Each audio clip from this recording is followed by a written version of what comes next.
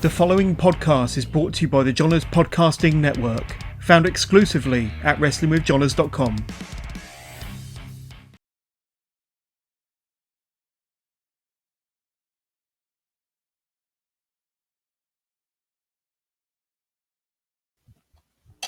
All right, everybody, we're here with another exciting episode of Ring Around the Jabroni, the post-WrestleMania edition. I don't know about you guys, but little post-WrestleMania hangover. What a interesting weekend, to say the least. Post-wrestling hangover. Yeah, no kidding. Little is an understatement. All right, so joining us this week from multiple brands, we have the one, the only, the JFE, James Falcon from Boston. It is good to be here. I enjoyed it so much the first time. I decided to come on and grace you with my presence for numero dos. We are glad to have you here.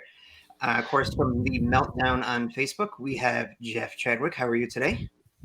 Hangover. Yeah. I'm still trying to catch up on sleep from the last 2 days. But other than that, I'm doing fantastic. Doing very, very good. And I also am here for numero dos. I am not coming in runner-up today. I am going to win. Ooh. All right. And, of course, from Bucklebomb Entertainment, the host here, we have the DMC Grizzle, Daniel McGee. How are you today? My hangover is real. I had margaritas yesterday, so it's been quite the day. I was happy to get through work, but without throwing up. Yeah. That's what I had. Black cola, Jack Daniel's Black cola. Oh wow! All right. And from the hangover and margaritas, I have drunk Texas through it. Daniel's like, "Oh shit, what do I do now?" I'm waiting for those screenshots. All righty. So we will get started here, but first we will go into the James JFE promo. What do you got going on? What do you want to promote coming up? We at Effin' Wrestling, we're going strong. We're in season 2 of our podcast, just another Effin' podcast. We're working, trying to get some big name guests to come on the show. We've been talking with Bill Apter, who, if you grew up watching wrestling in the 80s and the 90s and you read Pro Wrestling Illustrated, you know who Bill Apter is. That man is a plethora, a virtual cornucopia, if you will, of wrestling knowledge. So, yeah, we got exciting stuff in the pipeline. All right. Those of you that are new here or just checking us out for the first time, this works like around the horn. Everyone's going to get a shot here at answering each question. We'll go a different order. Everybody's got 2 minutes, so that's new. 2 minutes to answer each question. Kind of keep it with time constraints. Every round, 2 people will get a point. At the end of 6 questions, the top 2 scores will move on to the final question for the title and a chance to move on to the celebrity or the tournament of champions that'll come this summer. All right. First question, James, you'll get to answer first. What's the better celebrity style for WrestleMania? Logan Paul and Bad Bunny, where you get, they train, take it serious, have a serious match, or the Johnny Knoxville style here with little to no training, maybe just have a comedy match? I'll say this: you can say Johnny Knoxville is a comedian, but that guy takes an ass beating like there is no tomorrow. Mm-hmm. For anybody that gets shot into a ceiling from a beanbag chair or gets thrown through a wall, that's training right there. That is absolute wrestling training 101, ECW style. So I'm going to go with both because he didn't take it seriously, but come on. I mean, that guy took an ass whipping like there's no tomorrow. I agree. Jeff, how do you feel? Well, I hate to say I agree with them, but I agree with them. There's nothing wrong with having a little comedy during any kind of pay-per-view. Doesn't matter if it's WrestleMania. Doesn't matter if it's something that AEW puts on. Having a little comedy is fun. It breaks the norm, and it keeps you entertained. Myself, I love the aspect of real wrestling. Wrestlers coming in, even like people like Bad Bunny. Logan Paul did amazing. Props to him. I think he did a fantastic job over Saturday night. But I like the comedy aspect too. I mean, you go back to not just like actors or whatever, but you got the wrestlers who throw in their comedy acts too, like The Rock. I mean, he wouldn't be who he is today if he didn't have the comedy side of him. He wouldn't be that big of a hit in WWE. So I'm all for both. And it mixes it up, takes us away from the norm, and uh, I have nothing bad to say about either one of those two performances last night or Saturday. Feelings aside, however you feel about either of the Paul brothers, Logan and Bad Bunny last year, they took it seriously. They trained hard, and they came up better looking than anybody ever expected. Yeah, absolutely. Daniel, how do you feel about these two styles? I feel just as strongly about this topic as I did before the show began. Comedy wrestling has its place in our society and in our sport and what we like to watch.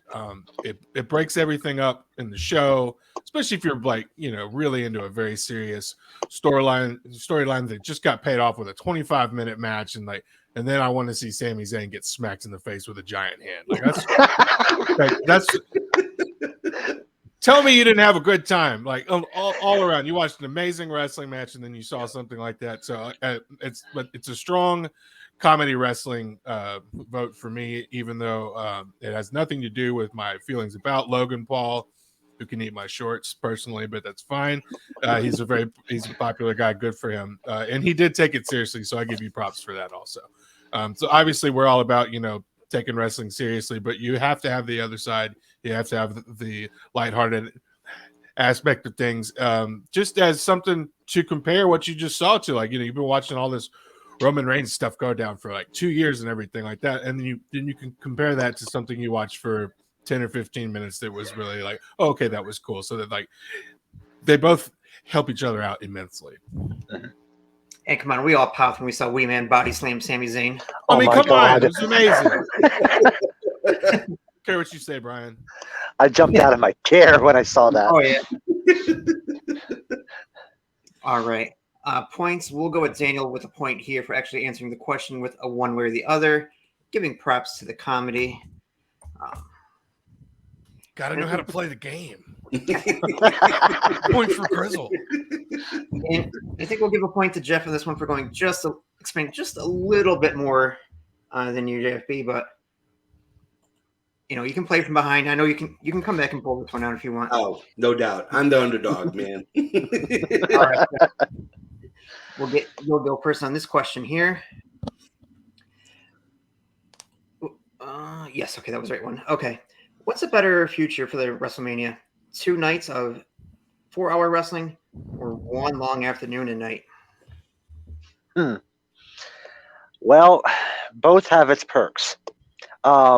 We kind of saw that Saturday with a little intermission between the two shows, between NXT and WrestleMania Night 1. I personally would rather have it all one day, preferably on Sunday because I don't work Mondays. Let's say I was very tough getting up for work Sunday morning. I see what they're doing with the 2 nights. They've got 14, 15, 16 matches. They want to make sure they get everyone they need. All the main storylines and whatnot on the roster for WrestleMania. I totally get it, and it takes 2 nights to do it. But you could also do it in a 6 or 7 hour show all at once.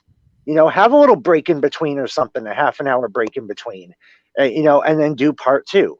I mean, that's a possibility as well. I personally would rather have it one day, but for right now and the way it's been for the last, 4 or 5 years, 2 nights seems to be working good. And I guess if it's not broke, don't fix it. Very good. Daniel? 2 nights, more wrestling is more wrestling, even if it's not more wrestling and it's just broken up. But it technically is because you have more opportunities for the independents to also have their shows. And I give props to AEW for this. For a long time, we could only watch wrestling pay-per-views, or at least, American-based, on Sunday nights. That's what it was forever. It was Sunday night was wrestling. But you know what? You know what happens in prime time on Saturday night? Big boxing matches, big MMA matches. when you bring wrestling back to Saturday night, you put it in prime time. Why would you expect anyone to take it seriously if you can't watch it in prime time? So now you have Rampage you can watch on Friday night, which is West Coast prime time, which is amazing. So you're bringing wrestling back into the mainstream culture just by doing that alone. I like it. JFB? Really comes down to whether or not you like day drinking or not. That's what it comes down to. Yep. How much beer can you consume in a 12-hour day? That determines exactly how long you can have WrestleMania. Tune in next week to find out. Yes, tune in next week to find out. I'm going If you're to. Steve, that's a lot. I like the 2 nights. I liked it when New Japan came up with it first, and then WWE is like, hey, shit, we can totally copy this. But you have 2 nights. It breaks it up a little bit. You can get a couple more, matches in, and yet somehow the Intercontinental Championship and the U.S. Heavyweight Championship were not defended at WrestleMania. It makes absolutely no sense. If you're going to have it 2 nights, have all the belts available, have a ton of matches, make it a big spectacle, because that's exactly what it is. It is a spectacle. Make it 2 nights and give everybody on the roster one big, huge, how do you do, and get out there and get a match done. So 2 nights for me, because I getting close to 50, I can't start drinking at noon and then end at like 11 o'clock. I can't do that. Yes, you can, JFB. I need you to believe in yourself. Do it. Pace yourself. Yeah, my liver says no. My heart says yes. Austin drank 30 beers in his 18-minute match. Come on. Well, you know why they didn't? There's a reason that they didn't put the U.S. title on the show. It's because they were in Texas. Yeah. Moving on. So I like Jeff's answer. I do like the one day. It feels more like a big event when it's one day. Right. I like JFB's answer a little bit too. So JFB, you'll get the other point on this one. Sweet. Coming from behind. Here I come. The comeback story of the year. 03, the Red Sox and the Yankees coming to win those series. All right. So for the next promo, Jeff, what do you got going on? What's going on in the Meltdown? Oh, goodness. Well, what isn't going on in the Meltdown? We have the Wrestling Roundtable every weekend. We didn't have it this weekend due to WrestleMania, but we will be picking back up this coming weekend. We got some great guests coming on this month. We have Taylor Cooper. We have Canada Dry is going to join us, so that'll be exciting to have him. I know. So we also have a new show called The Breakdown with Matty Hawkins. He takes a pay-per-view and he breaks it down match by match. Last week he did WrestleMania 25, and I will be joining him next weekend for SummerSlam 92. Ooh, that's a good one. That's a great year. That's vintage. Yes. Yeah, and of course to check out Jeff's stuff, just search for Meltdown on Facebook. It should pop right up for you. Next question. Daniel, you'll get to answer first this time. Ew, excellent. Looking at Ring of Honor, there's now a new stable headed by Tully Blanchard featuring Brian Cage. Will Brian Cage finally get his chance to shine? I think yes, just because he used it as part of a contract negotiation, most likely. I don't know how you do that, but he did re-sign recently, and that just kind of a perfect situation for him. It's like, well, hey, we've got all these people, obviously, that we're paying a lot of money that we brought in, CM Punk, Bryan Danielson, etc., and we're going to have to feature those people. But here's a place that you can shine, and it's going to be, something old but something new at the same time. You need a Brian Cage. Every promotion needs a Brian Cage. He's amazing. He's an awesome worker. Mm-hmm. And I hear he's a really fun person to be around in the locker room. So I think this is great.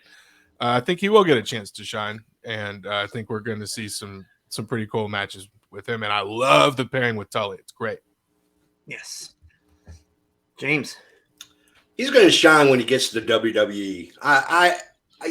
The problem with Brian Cage is everywhere he's gone, they have utilized him the wrong way, and he fits inside that little box that Vince likes, which is, can he stand out at an airport? I mean, if you saw this guy walking in an airport, you would either suggest he is a hitman for the mob or he is a professional wrestler.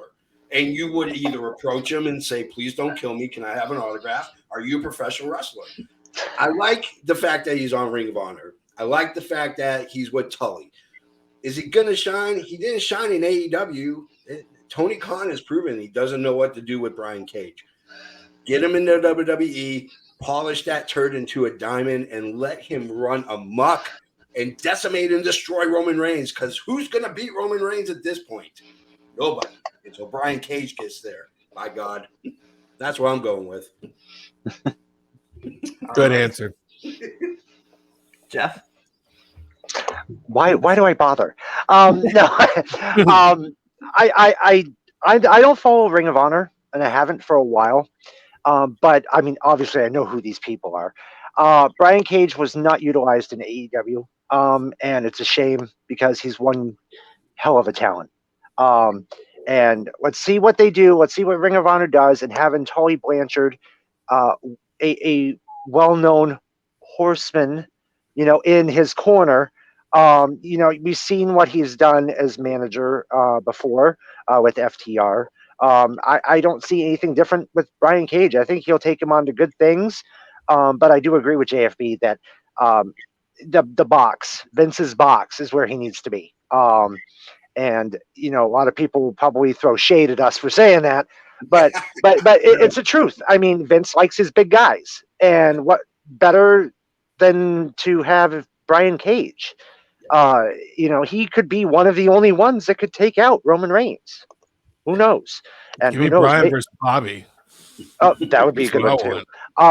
But if you bring Brian, bring Tully with them. Let's see what happens with that. I'm cool with that. Interesting. That's jazzy. Yeah. Jazz hands. That's right. All right, so we're going to give the point to JFB and Jeff here, only because, Dan, you got one of your pieces of information wrong. Brian Cage didn't resign. His option got picked up. So false information. Oh, man. Dun, dun. You heard it here first. I apologize thoroughly to Brian Cage, AEW, Ring of Honor, and the entire internet wrestling community. Brian Cage was like, yes, I'm going to WWE next. All right, here we go. This is the call from Tony. Hey, your contract's picked up.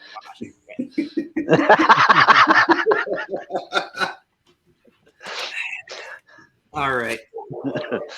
JFB, you're going next on the first one here as we're halfway through.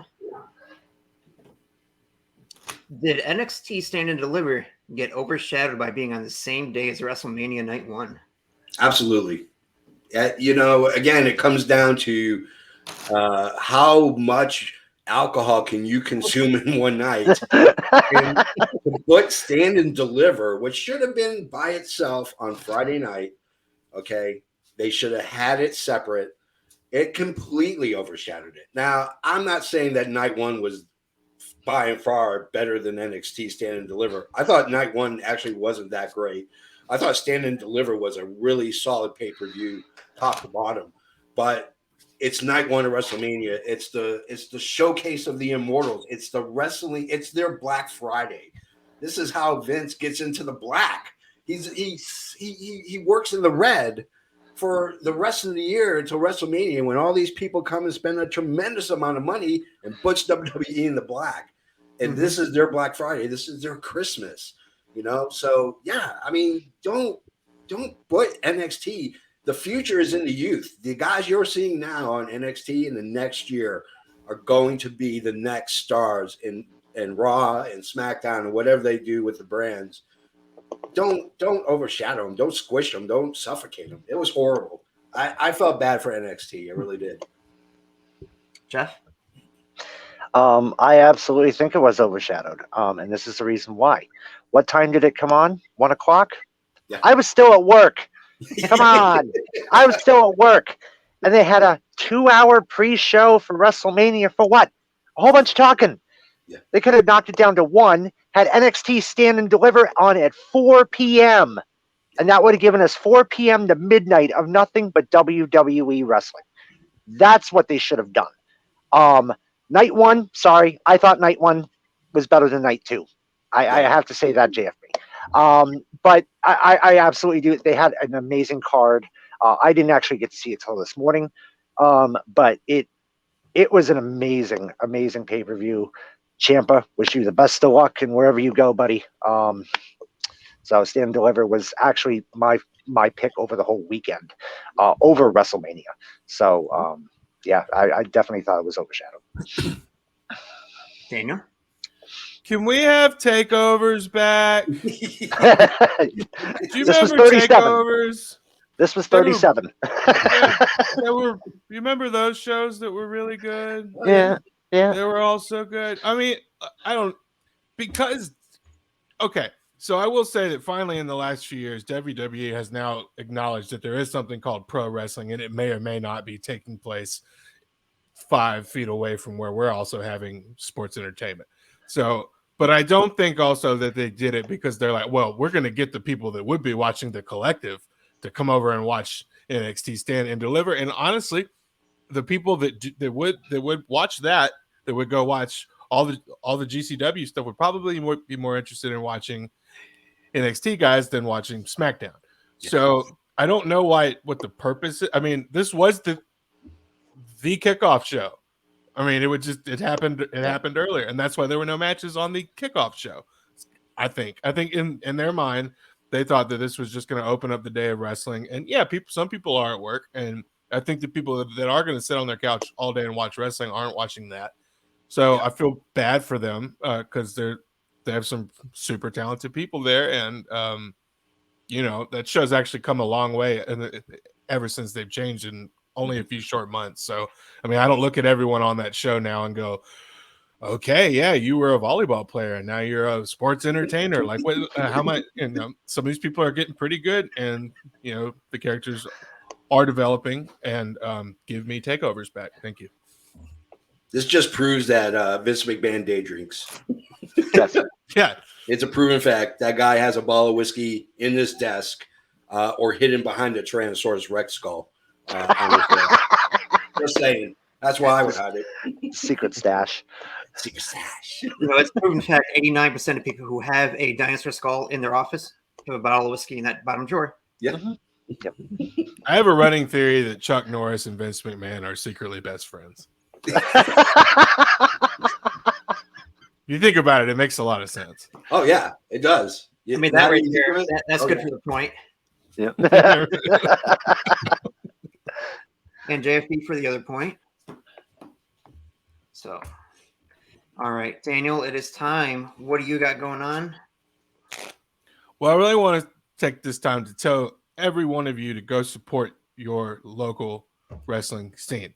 I'm super lucky. We have one of the few operating video stores left anywhere in the world, and it's called Black Lodge Video. It's amazing, and it happens to be 3 blocks away from my house. And I get to go there on the first Saturday of the month and watch wrestling. It's big enough for that. They have a giant screen and everything. They have this awesome new thing that I get to go do. I can walk there if I want to. It's called 901 Wrestling. So if you want to, you can check them out on YouTube under 901 Wrestling, also under Facebook. And, the people that you see in 5 years on your favorite shows, you can probably see one of them possibly right down the street from your house. Like, we got this very young wrestler, Bobby Ford. He's amazing. I think he's from Ripley, Tennessee. It's about an hour away from here. And I'm just watching all this amazing talent right here in front of my face, right down the street. Go see your local promotions. You will not be disappointed. Heck yeah. And the seats are cheap, man. I get $15 ringside seats. I feel like, like royalty. Do they have a DMC Grizzle section now officially? Where I've only been twice. I'm working on it. Stay Special tuned. chair. Check out the YouTube channel in a couple weeks to find out. All right. So heading on to the final 2 questions of round 1. Tie for first place between JFB and Jeff with 3 points apiece. Daniel not far behind with 2 points. Let's see what happens. Jeff, you are first here. Who would be a good third person or tag team to add, don't mind my spelling mistake, to join Edge's new faction along with Damian Priest? Oh, that's a good one. Call me crazy, Finn Balor. I think he would be a great addition, especially the demon side. So the Demon King would be a great addition. He is not utilized the way he should be right now. They've utilized Edge, obviously. They've utilized Damian Priest. Finn Balor has basically taken the back seat for quite a while until he got that opportunity to win the U.S. title. I think now, if they were going to get a third person, having a champion in your stable is, like, to me, is important, because that shows everybody else, look, we mean business. He's got the gold, we're gonna get it too. So guarantee you, tag champs, Edge and Damian Priest, you watch. But Okay. my pick is Finn Balor. I mean, that could be really interesting considering Damian Priest and Finn Balor were just feuding. Exactly. Yeah, I do like that choice. Daniel? I'm going to go out on a limb with this one, and I'm going to pick Ricochet, because how have we seen Ricochet presented to the crowd, and as you know, they tried to make him this super baby face. And I remember this one promo he cut that was just so awkward, and I was like, man, you are straight out of 1993. Like it was that cheesy. It was still good, but I mean, everything that we've seen from him is they clearly haven't figured out what to do with him, and he has a very different wrestling style than those other two gentlemen. So I think you have a great opportunity to corrupt someone that's been a pretty good babyface and who's incredibly talented and can kind of be a secret weapon for the group. James? I am going to light the internet wrestling community on fire. You ready? Here we go. Follow me here. Cody frickin' Rhodes. Brand new to WWE, even though it was the worst kept secret in the entire world that he was going to show up at WrestleMania and wrestle Seth Rollins. Cody Rhodes. I enjoy Cody Rhodes as a heel. I always have enjoyed Cody Rhodes as a heel. I hate him as a babyface. He makes me ill. But when he's a heel, man, he is such a good heel because he's a great technical wrestler. What better way to get established and get him into a title shot, be it the Intercontinental title, be it the World title, be it the Universal title, whatever title unification they're going to come up with. Maybe it'll match his neck tattoo, the design, but get him. And then you have Edge, you have Damian Priest as tag team champions. Jeff, I agree that is a great idea. And have Cody Rhodes to be your champion. Talk about a freaking stable. Holy cow. What a great way to welcome back the Rhodes family into WWE and not shit on them like he did with Dusty. There you go. Cody Rhodes, baby. Woo! It would be a huge FU also, because I mean, for a guy that just refused to turn heel when, like, I mean, everyone's asking for it, and then people just generally like kind of hated his character, kind of there at the end. So I think it's a great idea. Yeah, I give the point to JFB. I don't even want a point. I'm giving it to JFB. I see it this way. I see Vince in his office calling in Cody. Cody comes in, and then Vince is signing his check. We're going to turn you heel, kid. I don't want to go heel. Oh, I'm sorry. All of a sudden, my hand doesn't work. Oh, I can't write. Yeah. You're dyeing your hair, Cody, and you're going to like it. Right. It's got black. All right. Yeah, JFE definitely gets the point on that one. And I think that along with the interesting angle as well. All right. Daniel, you get to answer the next question. Sweet. Good or bad for any shows being on the same day and weekend as WrestleMania? It's great. I mean, especially for, there's a lot of people that travel. And if you're going to have 2 nights, then you got people that are going to be showing up either on Thursday or Friday night. They're going to need something to do until WrestleMania. And now that you've got shorter shows, they're only 3 or 4 hours. Like, you wouldn't go see the indie show for 4 hours and then go to 8-hour-long WrestleMania. But now you can do that. Now you can go, they're like, okay, well, I could go to an indie show, go get dinner, go shower and change, and then go to WrestleMania. That sounds like a great day. That sounds like the way that I want to spend my vacation, or, you know, the day that I'm going to WrestleMania. So I think it's fantastic. Jeff B, how about you? Here's the deal. You can sit in your hotel room drinking Broken Skull Ranch beer and be a loser. You can go to a bar where they probably don't serve Broken Skull Ranch beer and be a bigger idiot. Or you can go to an independent wrestling show where you can see the future of the business and probably drink at least PBR. Maybe Miller or Bud Light. But at least with people that like wrestling. Yeah, and people who like wrestling, you're going to be surrounded. When I went to WrestleMania in Atlanta, it was just WrestleMania. There was no indie shows. There was no NXT. You went there for the weekend. It was fun, and it was a great. But there were times when I was just like, well, what am I going to do? Atlanta is kind of boring, you know. Oh, yeah, the Olympics, big deal. Yeah, you having these indie shows just shows that the business right now is good, and going out and supporting, you know, who doesn't want to see Nick Gage batter someone with light tubes all day? That's what I'm saying. I'd rather see that and get coated with blood like I'm at a Gallagher show, and then clean myself up at the hotel room and go to WrestleMania, baby. For our younger fans, Gallagher was a comedian who liked to smash watermelons. And you cannot go to a show if you're sitting in the first 3 or 4 rows without a poncho. Oh, man, damn, I'm old. Jeff? First off, where are these bars that you're talking about, JFB? Because we don't have them up here. I like the idea of indie shows. Obviously, we don't even have anything in the immediate area, so it's hard for me to watch them.